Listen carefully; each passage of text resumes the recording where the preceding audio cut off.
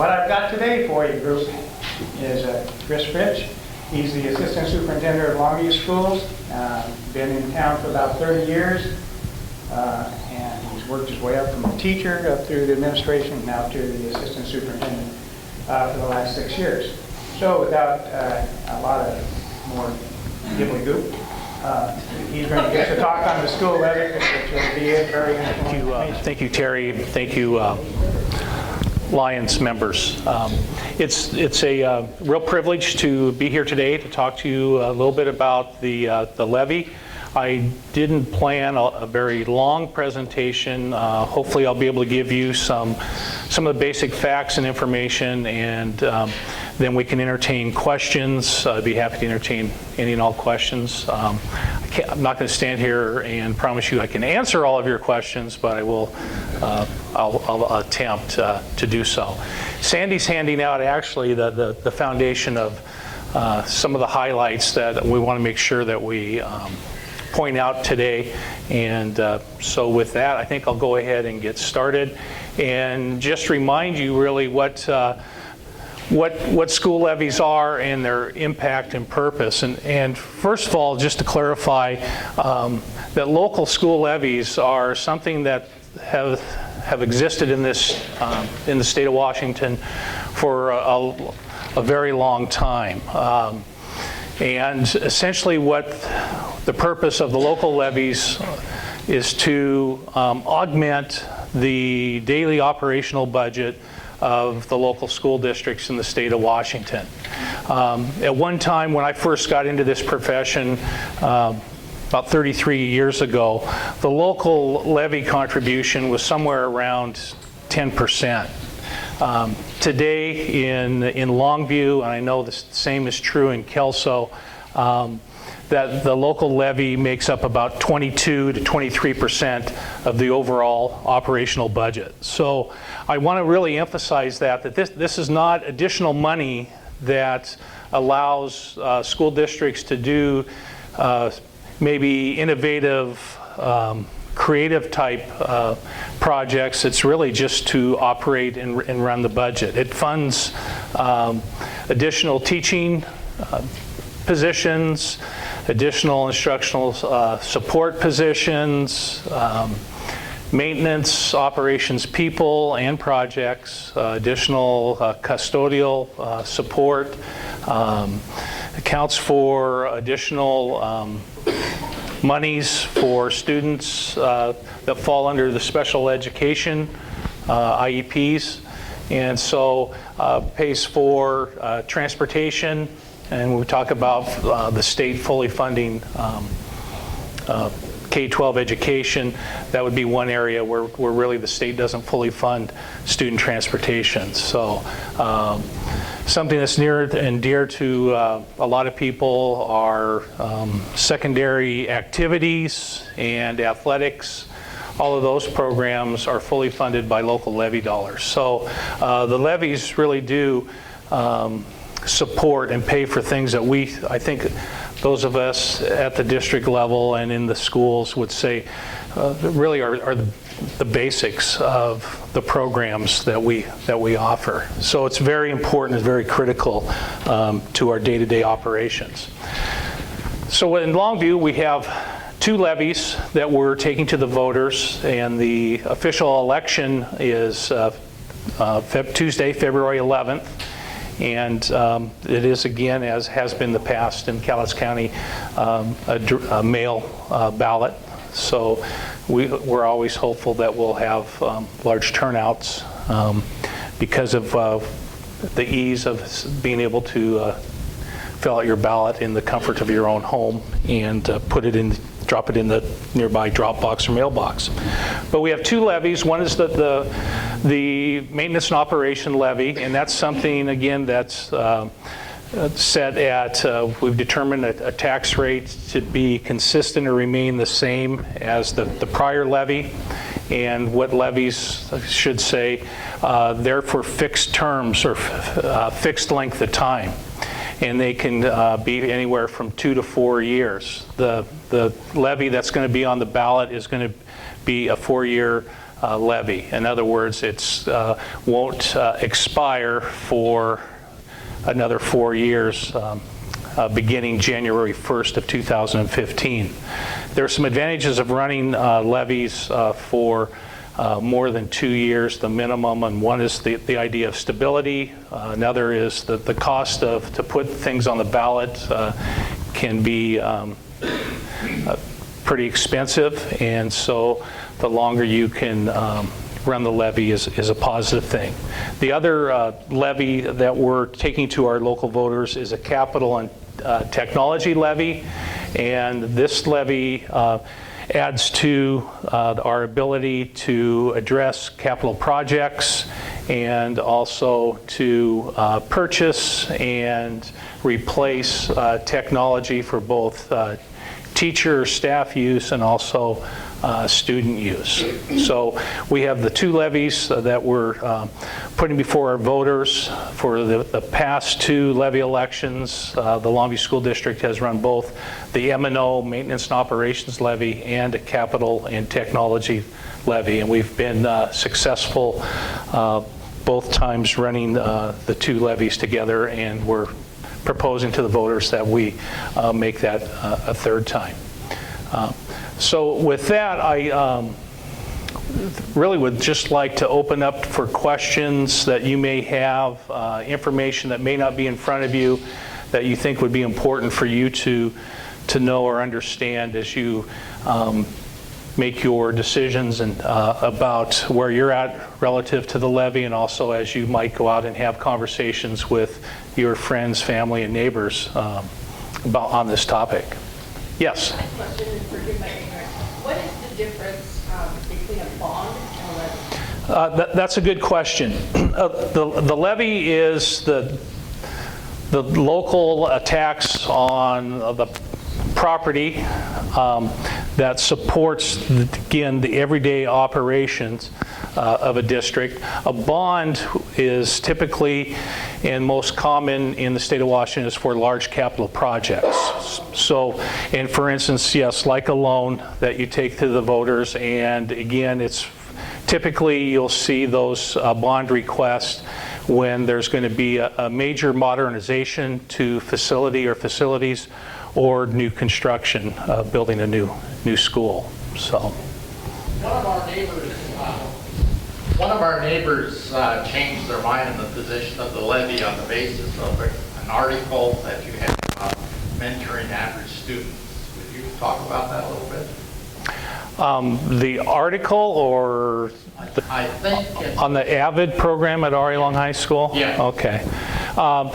The AVID program is actually a nationally recognized program that is designed to specifically target students from families that have not had anyone graduate from college, and it's meant to be a additional support where not only academics are reinforced but also specific study skills are taught, and also a very intentional concentration on looking at post-high school plans and really engaged in the exploration of continuing the education beyond high school. So it's something that we've started at RA Long High School. It's in its second year. And we're slowly growing that program each year, expanding that. And the idea is that with each class or grade level, you have a core group of about 30 students that you've selected to move through this specific program. Thank you. Yes, Mr. Mossman. I've got an idea. We can save the district $15,000 in looking for a new superintendent. I'd like to suggest, Chris, that you step up and take it, and I'll support you 100%. Sorry. Well, thank you, but let's focus on the levy.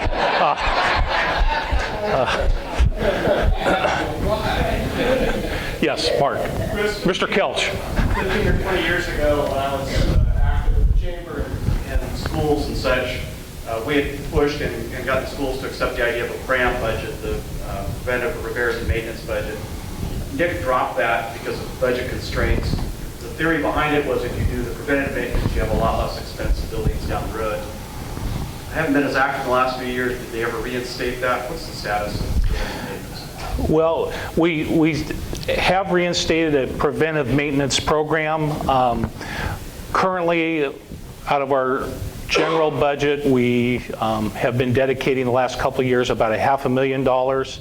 And the capital and tech levy, that second levy that the voters have passed the last couple of years, about $750,000 from that levy has gone towards addressing the capital projects as well. So we've been, between the two, expending somewhere between $1 million and $1.2 million for the last 3 years addressing capital project needs. One of the challenges that we were faced with a few years ago is trying to find that balance in the budget between having enough people in the system to deliver the services that we're charged to deliver, which is educate all students, and also have enough money in order to maintain our buildings and those other costs that go along with educating students. So even though about 80% of our budget is in people and for compensation for people and employees, that leaves about 20% of our budget for things like addressing the capital projects, maintaining facilities, and paying property or paying taxes, insurance, utilities, those types of things. So it had been a challenge, especially as some of you may have read in the newspaper over the last couple of years, the fact that the student enrollment in the Longview School District has been in decline. Now, we don't want to celebrate too soon, but this year we saw a little bit uptick in our student enrollment, and we're hoping that the trend of declining enrollment has gotten to the valley floor, so to speak. I mention that because student enrollment is important, because student enrollment is actually what drives the state funding of public schools. So it's important that we either maintain our current student levels or be growing with student enrollment. So. Take the younger Palmer first. Yeah, that's right. Because I'm one of those simple kind of guys. Let's just say this is a $70 million budget. What I just heard you say is that 80% are going towards salaries and staff. Correct? Yes. Okay, so 54 million or so for the folks. And $16 million for all the buildings, electricity, rent, computers, etc., to add up everything you've ever seen in a school building. That's it? Yes.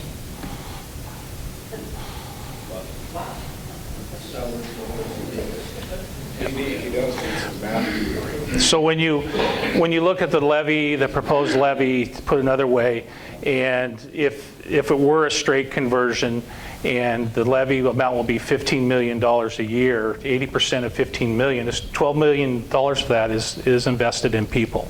So firstly, Chris, I want to thank you for forcing my brother to do math in his head.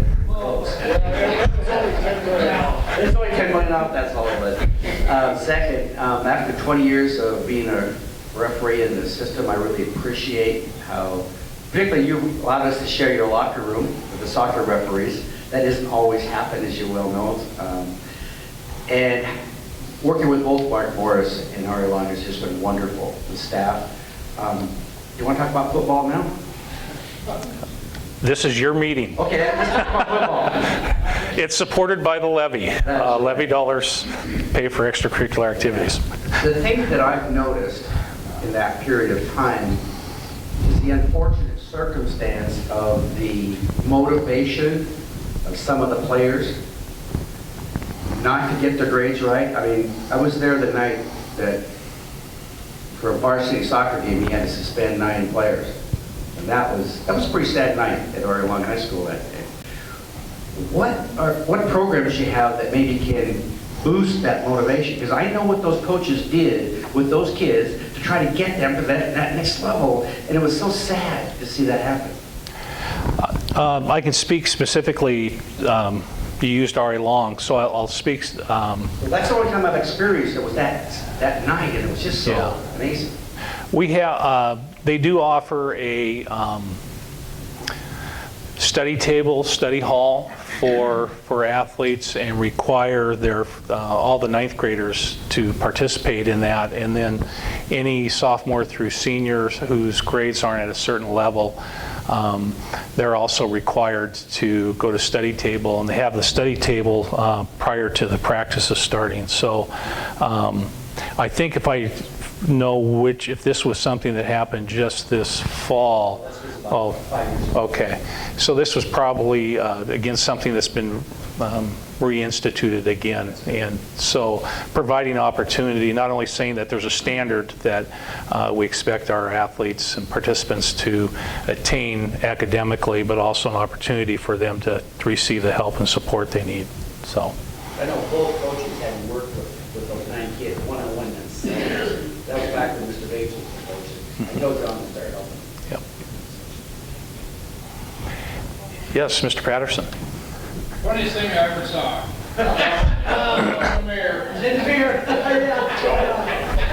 No doubt. Back in college at Central, is he still here? Probably not.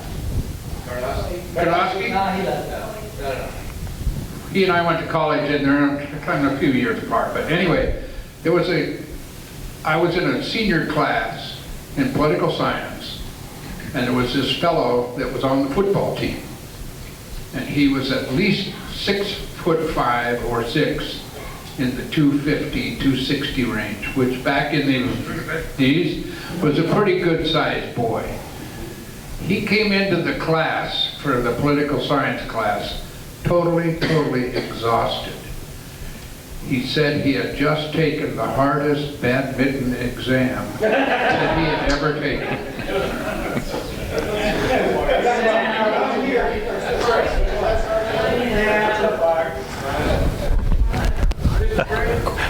Any other questions? One more. I believe our October 1st head count was 6,659. And I quote the October 1st because that's the, if you go to most publications or the OSPI website, that's the enrollment date, or the enrollment on that date is what they'll use for official counts. Just so everybody is absolutely all about this, I support the Longview School District, the Kelso School District, and you know what? These people do the work that you and I won't do. We'd rather go to work for 8 or 10 hours a day instead of homeschool and take care of our kids like babies. It's a phenomenal job. And that attitude issue is a good thing. Thank you. Thank you very much for having me. Chris, on behalf of the Longview Pioneer Lions, like presenting this mug, the way things are going, you might want to put something in that before the year is out. Thank you.